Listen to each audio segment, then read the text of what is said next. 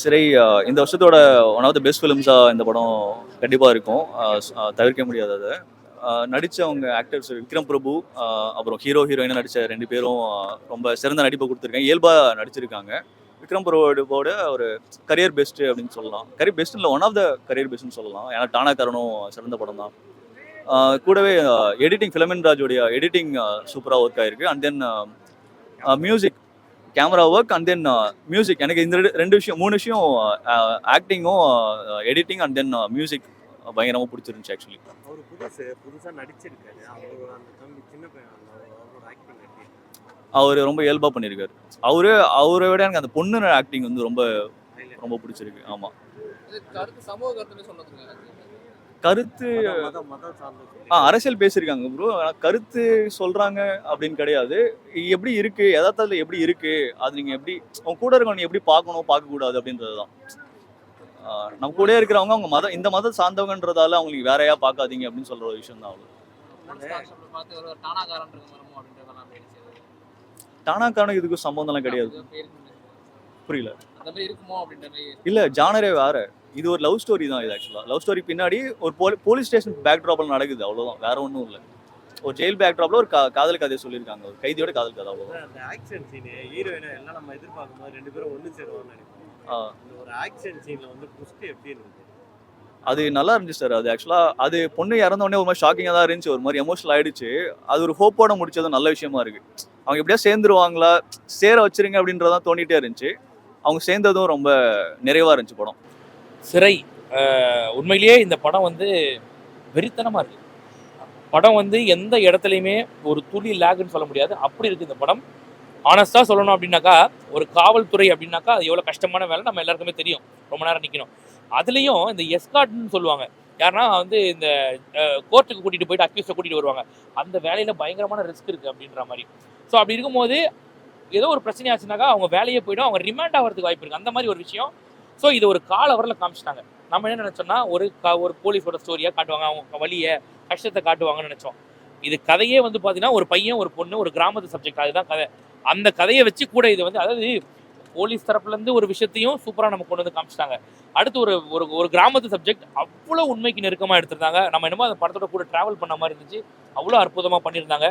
So இதெல்லாம் தாண்டி பார்க்கும்போது இந்த படம் வந்து சமூக கருத்தை அப்படியே அள்ளி தெளிச்சிருக்காங்க பயங்கரமாக. ஒவ்வொருத்தரும் பார்க்க வேண்டிய ஒரு படம் அப்படின்னு சொல்லுவாங்க இந்த படத்தை. அதாவது ஒரு போலீஸ் ஒரு ஜட்ஜி இவங்களுக்கான ஒரு மெசேஜாக எடுத்திருப்பாங்க. ஆனால் நீங்கள் ஆழ்ந்து பார்த்தீங்கன்னாக்கா இதுக்குள்ள பல கருத்துக்கள் இருக்குது, பல மெசேஜ் இருக்குது உள்ள. எல்லாருமே அவன் வேலையை சரியாக செஞ்சால் போதும், அதனால எவனோ ஒருத்தன் பயனடைவான் அப்படின்றது. இந்த படத்தை கண்டிப்பாக எல்லாரும் பார்க்கணும். அதே மாதிரி இந்த சங்கி கூட்டத்தெல்லாம் செருப்பால் அடித்த மாதிரி ஒரு விஷயம் ஒன்று இருக்கும் படத்தில். கண்டிப்பாக எல்லாரும் தவறாமல் பார்க்கணும், அதுக்காகவே பார்க்கணும். அப்துல் ரஹீம் அப்படின்னு ஒரு பேர் வச்சதுனால ஒரு படுற கஷ்டத்தை காமிப்பாங்க பாருங்க, அவ்வளோ சூப்பராக இருக்கும். உண்மையிலேயே ரொம்ப அற்புதமாக இருக்கும். அதில் வந்து காதர் பாஷான்னு சொல்லிட்டு ஒரு இன்ஸ்பெக்டர் ஒன்று பண்ணியிருப்பாரு, அதுக்கு ஒரு இது கொடுக்குற மாதிரி சூப்பராக இருக்கும். நான் ஸ்பாயிலர் பண்ண விரும்பல, போய் பாருங்க. ரொம்ப நல்ல படம், சமூக கருத்துள்ள ஒரு படம். அதாவது எப்படி சொல்றது, இந்த படத்தை வந்து ஃப்ரீ டைம் இருந்தால் பாருங்க, வீக்கெண்டில் நீங்கள் ஃப்ரீயாக இருந்தால் பாருங்க. இல்லை, கண்டிப்பாக ஒருத்தரம் பார்க்க வேண்டிய ஒரு படம்.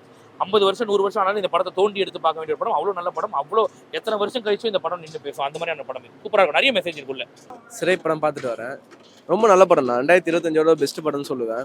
என்னை பொறுத்த வரைக்கும் நல்ல படம் எது சொல்லுவீங்கன்னா, நல்லா வைக்கிற படம் எல்லா படமும் நல்ல படம் தான். இந்த படம் பொறுத்த வரைக்கும் கிளைமேக்ஸில் எனக்கு இதை விட்டு வெளியே வரவே ஒரு மனசு இல்லை. இன்னும் அந்த தாக்கம் 2 நாள் இருக்கும்னு நினைக்கிறேன். ப்ளஸ் வந்து இந்த படத்தோட ஆக்ட்ரஸ் விக்ரம் பிரபு, அது பார்த்தீங்கன்னா அந்த கேரக்டர் வந்து ஒரு ஸ்டார்டிங்காக அவரோட கேரக்டரை வந்து இன்ட்ரடியூஸ் பண்ணுறது ஒரு 20 நிமிஷம் தான். இதில் வந்து இதான் அவன் கேரக்டர் சொல்லி வெளியே அனுப்பிச்சி விட்ருவாங்க. அவர் தான் அவர் கேரக்டர். அதுக்கப்புறம் பார்த்தீங்கன்னா அந்த பையன் வந்து ப்ரொடியூசர் லலித் அவங்க பையன் அடிச்சிருக்காரு. ஃபர்ஸ்ட் படம் மாதிரியே தெரில, யதார்த்தமாக அடிச்சிருக்காரு. ஹீரோயின் வந்து மலையாளத்தில் ஒரு படம் பண்ணியிருக்காங்க. ஆனால் அவங்க எதுவுமே அவங்க இப்போ பிகினராக வராங்க அந்த மாதிரி எதுவுமே இல்லாமல் சூப்பராக அடிச்சிருந்தாங்க. படத்தோட ஃபர்ஸ்ட் ஹாஃப் வந்து உங்களுக்கு என்னடா அடுத்து என்ன ஆக போகிறோம் நீங்கள் ஒன்று நினைப்பீங்க. இந்த படம் வந்து இப்போ வந்து இந்த சீனுக்கு அப்புறம் இந்த சீன் தான் ஆக போகுது நீங்கள் நினைப்பீங்க. ஆனால் அதெல்லாம் எதுவுமே இருக்காது. நீங்கள் எக்ஸ்பெக்ட் பண்ணாத அளவுக்கு ஒரு சீனாக இருக்கும். செகண்ட் ஹாஃபில் வந்து எப்படின்னா அந்த கடைசியில் அவன் பையன் விடுதலை ஆகிறானா இல்லையா, அவ்வளோதான் கதை. லாஸ்ட்டாக வந்து விக்ரம் பிரபு ஹெல்ப் பண்ணுறதா இருக்கட்டும், ப்ளஸ் வந்து அந்த பையனோட எமோஷனல் சீனாக இருக்கட்டும், எல்லாமே படம் சூப்பராக இருந்துச்சு. படத்தோட ஓவரால் பார்த்தீங்கன்னா எனக்கு ஒரு 5க்கு 4 கொடுப்பேன். நல்ல படம், மோஸ்ட்டாக ஒரு ஃபேமிலி பார்க்கலாம், ப்ளஸ் வந்து யங்ஸ்டர்ஸும் பார்க்கலாம். நல்ல படம் தான் இது. ரெண்டுமே 2 சைட் ஆஃப் போலீஸ்மே காட்டியிருக்காங்கன்னு தான் தோணுது. ஏன்னா ஒரு இத்தனை போலீஸ்னாமே வந்து அவங்க பவரை வச்சுட்டு அபியூஸ் பண்ணுவாங்கன்ற ஒரு பொது பார்வை ஒன்று இருக்குது. ஆனால் அப்படி கிடையாதுன்றதும் உண்மைதான். ஆக்சுவலாக அவங்க நல்ல போலீஸ் நிறைய பேர் இருக்காங்க, நம்ம ஹெல்ப் பண்ணுறவங்களும் நிறைய பேர் இருக்காங்க. தனியாக ஒரு பொண்ணு தனியாக நடந்து போகிறாங்கன்னா அவங்களை எஸ்கார்ட் பண்ணுறவங்களும் போலீஸ்காரங்களாக தான் இருக்காங்க. ஸோ அந்த மாதிரி சமயத்தில் ஒரு நல்ல போலீஸை வச்சுக்கிட்டு இந்த கதையை சொன்னது ரொம்ப நல்ல விஷயமா பார்க்குறேன் நான். மதத்தை பத்தி சொல்லியிருக்காங்க, எந்த அளவுக்கு இயல்பா சொல்லியிருக்காங்க. இது அதான் சார், இந்த காலகட்டத்துக்கு கொஞ்சம் தேவையான ஒரு அரசியல் படமாக தான் பார்க்குறேன். ஏன்னா நம்ம கூட இருக்கிறவங்களே வந்து ஃப்ரெண்ட்ஸாக பழகிட்டு இருக்கவங்களே இப்போ திடீர்னு ஒரு சமூகத்தில் திடீர்னு ஒரு புது மத அரசியல் பேசுகிறப்போ எப்படி மாறி வேற மாதிரி அவங்க பார்க்க ஆரம்பிக்கிறாங்கன்றதெல்லாம் கண்ணு முன்னாடி பார்க்குறோம். அப்படின்றப்போ ரொம்ப தேவையான ஒரு படமாக. படத்துல அந்த பையன் சொல்லுவான், முஸ்லீம்னா தீவிரவாதின்ற மாதிரி சொல்ற மாதிரி அந்த மாதிரி காட்டியிருக்காங்க. முஸ்லீம்னா அந்த மாதிரி இல்லைன்னு காட்டியிருக்காங்க, தீவிரவாதி இல்லைன்ற மாதிரி. ஆமாம் ஆமாம் ஆமாம் அந்த பையன் ஆமாம் அந்த பையனே சொல்கிறான், நான் இதனால தான் போயிட்டு சரணடைகிறேன், நான் வந்து இப்போ தப்பிச்சு போனாலாம் அந்த மதத்தின் பேரில் என்னை வந்து என்ன பண்ணுவான்னு தெரியுன்றதெல்லாம் ரியலைஸ் பண்ணி அந்த பையன் ஒன்று பேசுகிறான். அது நல்லா இருக்கு, வசனமும் நல்லா இருக்கு. டைரக்டர் புதுசு, எந்த அளவுக்கு எடுத்திருக்கா, நேர்த்தியா எடுத்திருக்கா? ரொம்ப சூப்பராக எடுத்துருக்கு. ஃபர்ஸ்ட் படம் அப்படிலாம் நீங்கள் சொல்ல முடியாது. ஆக்சுவலாக ரொம்ப கிராஃப்ட் வைஸ் ரொம்ப ஸ்ட்ராங்கான படம்.